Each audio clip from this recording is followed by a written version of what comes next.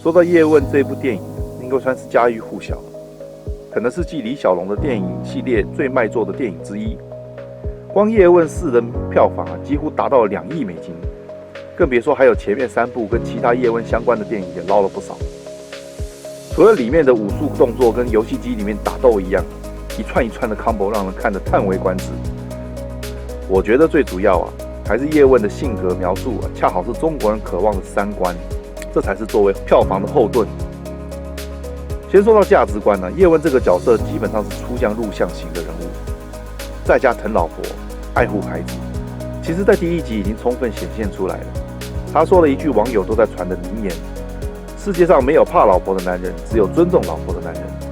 第3集他为了儿子的学业力挫黑社会，为了保护老婆也是3拳2脚把泰拳痞子从楼上一路踹下楼，然后为了陪老婆连自己的面子也不顾了，被人家张天志当众挑战，自己认输也无所谓。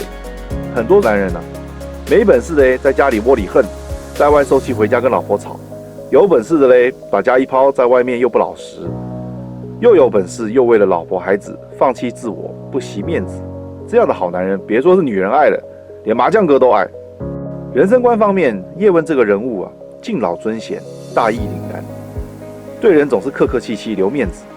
第1集一开始新开武馆的廖师傅到叶问家来挑战，叶问就不温不火的，还请对方先来吃饭。酒足饭饱之后再跟机关枪一样比划几下，直到对方倒地。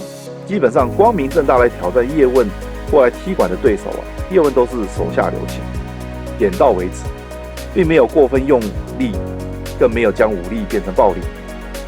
虽然洪金宝演的洪师傅曾经挑衅过他，因为洪师傅是个贤者，上为民族尊严，下为小弟们的生计。洪师傅被打死后，叶问甚至放弃个人的恩怨，为民族为功夫去帮洪师傅报仇。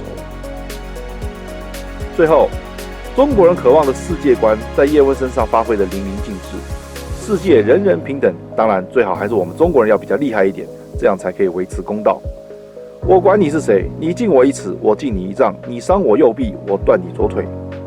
在电影里面动真格欺负人的都是外国大魔王，所以叶问对他们都是下狠手。